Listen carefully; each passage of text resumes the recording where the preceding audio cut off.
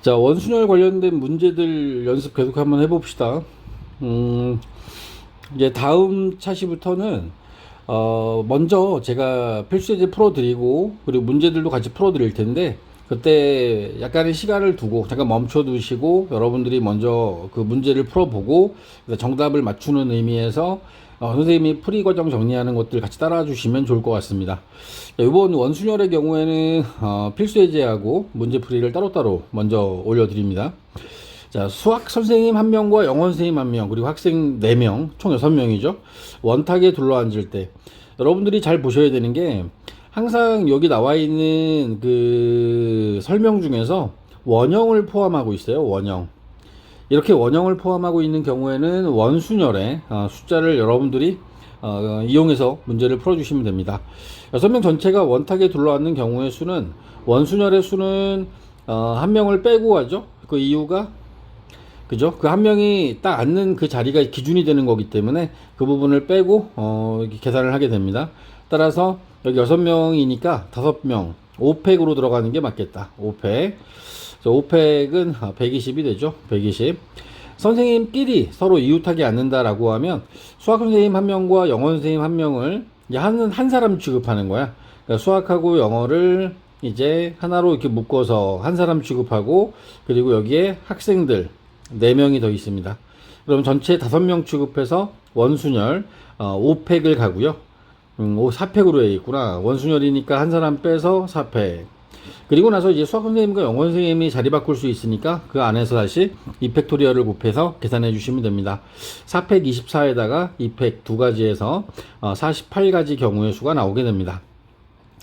자, 세 번째, 선생님끼리 이웃하지 않아요. 선생님끼리 이웃하지 않을 경우에 우리는 그럴 때 문제를 어떻게 풀기로 했냐면 원탁에다가 이제 학생들을 먼저 앉히는 거죠. 학생들이 앉을 때는 원순열입니다. 3팩, 4명이니까.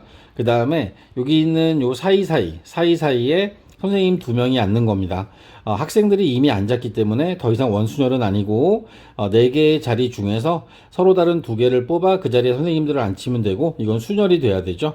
3팩은 6이 되고 4P2는 12가 되니까 얘는 72가지 경우의 수가 나오게 됩니다. 자, 네 번째입니다. 수학 선생님과 영어 선생님이 서로 마주보고 앉는 경우의 수. 위에서도 나왔었는데 마주보고 앉는다라고 해서 이 원탁에 누군가가 이렇게 마주보고 앉아요. 마주보고 앉는 이 순간에 이 순간부터는 얘가 더 이상 원순열이 아닌 거죠.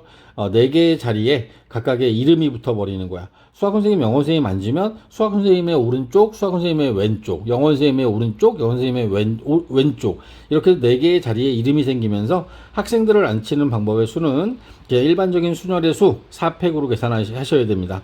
따라서 얘네들은 24가지가 되는 거죠. 24가지. 자, 1-2번도 볼게요. 여학생 3명과 남학생 3명이 원탁에 둘러앉을 때, 자, 지금도 원탁이라고 하는 원순열을 쓸 수밖에 없는 상황을 줬고, 남녀가 교대로 앉는 경우의 수예요. 그러면 우리는 여학생이든 남학생이든 먼저 한 팀을, 남학생이든 여학생이든 한 팀을 먼저 앉히는 거야.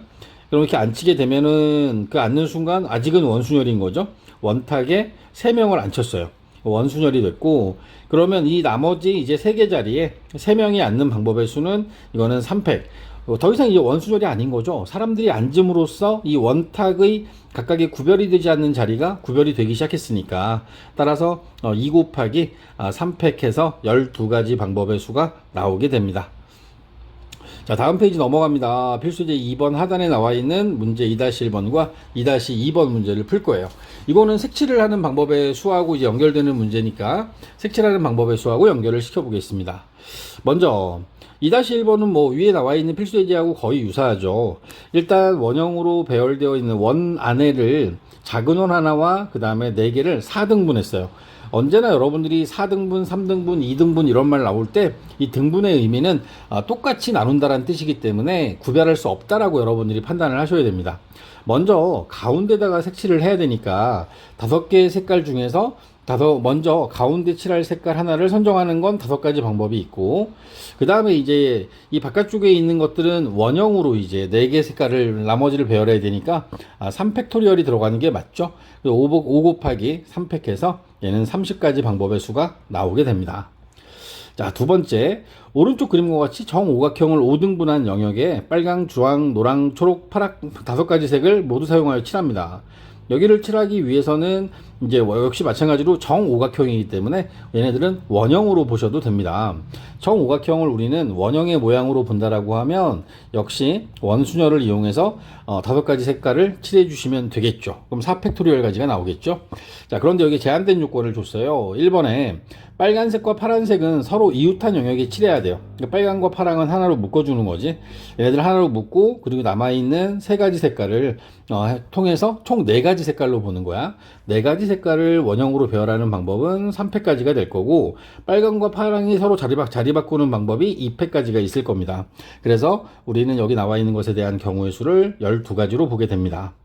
빨간색과 파란색이 이웃하지 않습니다. 그러면 우리는 세 가지 색을 먼저 원형으로 배열하는 방법의 수를 생각할 거고, 그럼 이건 이제 2팩까지가 되겠죠. 그리고 이제 여기 사이사이와 양 끝에 얘네들을 배열해야 되니까 세 개 자리 중에서 두 개 자리에 우리가 빨간색과 파란색을 순열 일렬로 배열하는 거죠. 2 곱하기 3p2가 돼서 이것도 12가지가 되겠는데 12가지 방법의 수가 나오게 됩니다. 자, 그리고 2-3번을 보면 2-3번은 오른쪽 그림과 같이 옆면이 모두 합동인 사각뿔대, 옆면은 모두 합동인 도형이기 때문에 얘가 위에서 바라본다라고 하면 얘네들이 지금 이렇게 생긴 거야. 응? 이렇게 생긴 거야. 근데 여기 이제 작은 사각형이 안에 이렇게 들어가 있는 거지. 그지? 그리고 이 안쪽에 이렇게 연결되어 있는 이런 모양을 가지고 있기 때문에 우리는 요 윗면에 있는 색을 칠해야 돼요. 근데 윗면뿐만 아니라 얘는 입체 도형이니까 밑면도 칠해야겠지. 그러면 6가지 색깔 중에서 2개를 골라서 위에 칠할 거냐 아래 칠할 거냐. 위하고 아래가 만약에 합동이었다라면 그렇다라면 우리가 얘네들을 그냥 구별할 필요가 없는데, 지금 얘는 작은 사각형과 큰 사각형으로 구별이 가능하기 때문에 6P2로 가는 게 맞죠. 그죠? 순열이 되는 겁니다. 그리고 이제 나머지 4가지 색깔을 돌려서 색칠하는 건 이거는 원순열이 됩니다. 4개의 면에 4가지 색을 원형으로 배열하는 거니까 3팩을 쓰는 게 맞죠. 6P2가 30이고요. 그 다음에 3팩이 6이니까 얘네들 곱해주게 되면 180가지 경우의 수가 나오게 됩니다. 자, 그 다음에 원순열의 모양에서 원순열을 약간 응용한 문제들이었죠. 정다각형이나 어떤 다각형 모양에서 얘네들을 갖다 배열하는 방법의 수를 우리 한번 구해보자 라고 했습니다. 먼저 우리가 일반적으로 원순열을 그대로 사용한다라고 하면 3-1번 같이 이렇게 9개 자리에 원형으로 먼저 배열을 할 거예요. 원형으로 배열을 하는데 그 원형으로 배열하게 되면 일단 8팩토리얼이 되겠죠. 근데 원형으로 배열했을 때 자, 한쪽 면에 있는 이 세 가지 자리가 서로 다른 경우가 돼버리는 겁니다. 우리가 이제 A, B, C라고 하는 어떤 것들을 나열한다고 봤을 때 제가 이렇게 할까요?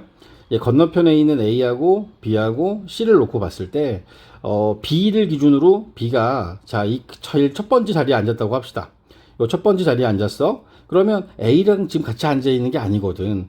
A는 반대편 이제 B의 왼쪽 반대편 면에 있고, 그 다음에 C하고 뭐 D나 이런 사람들이 같이 앉아 있는 거잖아. 근데 B가 만약에 C의 자리로 얘가 B가 옮겼다라고 합시다. 그럼 이제 A가 넘어오겠죠? 그러면서 A, B, C가 나란히 같이 앉게 되고, B가 맨 끝에 앉게 되면 B는 있고, A랑 B는 같이 앉았는데 C가 넘어간 상태가 되니까 B가 첫 번째, 두 번째, 세 번째 중에서 어디에 앉느냐에 따라서 이 경우가 달라지기 때문에 우리는 얘를 원순열이지만 세 가지 경우가 다른 걸로 봐서 곱하기 3을 해주는 게 맞다라는 거죠. 그래서 8팩 곱하기 3에서 세 번째 걸 답으로 고르셔야 되고, 만약에 내가 일렬로 배열한다라고 보면 9팩으로 갈 수 있어요. 9팩으로. 근데 이 9팩에서 여기 나와 있는 것이 같은 자리의 개수만큼 내가 어디에 앉느냐에 따라서 같다라고 보게 되면, 지금 이 그림에서는 이런 거죠. 여기에 나와 있는 건 첫 번째 자리 여기하고 그 다음에 요 자리하고 요 자리를 우리 같은 자리로 볼 수 있다라는 거지. 이렇게 되면 얘네들을 3으로 나눠도 돼요. 3으로 나누는 방법도 있습니다. 근데 이게요, 사실 똑같은 방법이라는 거지. 어떤 걸로 하느냐는 여러분들이 판단하는 거지만 지금 여기서 원하는 건 8팩 곱하기 3이라는 식을 원하고 있기 때문에 우리는 지금 이 앞에 있는 방법을 써서 이 식을 찾아주시면 됩니다. 3-2번도 자, 정오각형인데 여기 나와 있는 것은 10명을 앉히니까 9팩까지의 원순열로 먼저 보고 한 면에 앉는 자리의 수가 2개잖아. 따라서 여기 나와 있는 건 이 두 가지 경우가 다르기 때문에 9팩 곱하기 2. 따라서 여기서는 A가 2가 되는 거죠. 얘도 똑같이 하게 되면 10팩을 전체를 5로 나눠주는 방법도 있습니다. 이것도 하나의 방법이 되는 거야. 이것도 알았어? 이것도 이렇게 하는 것도 방법이 돼요. 자, 3-3번은 직사각형이에요. 정다각형이 아니라 직사각형이기 때문에 여기서는 5개의 자리가 달라요.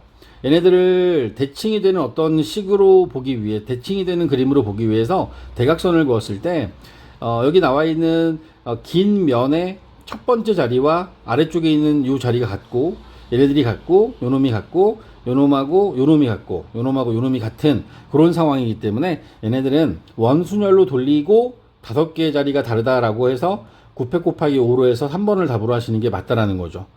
그지? 이것도 마찬가지로 직순열 10팩을 이용한다라고 하면 얘네들은 2로 나눠주는 게 맞고요. 이거 같은 식입니다. 같은 식. 오케이? 아시겠습니까?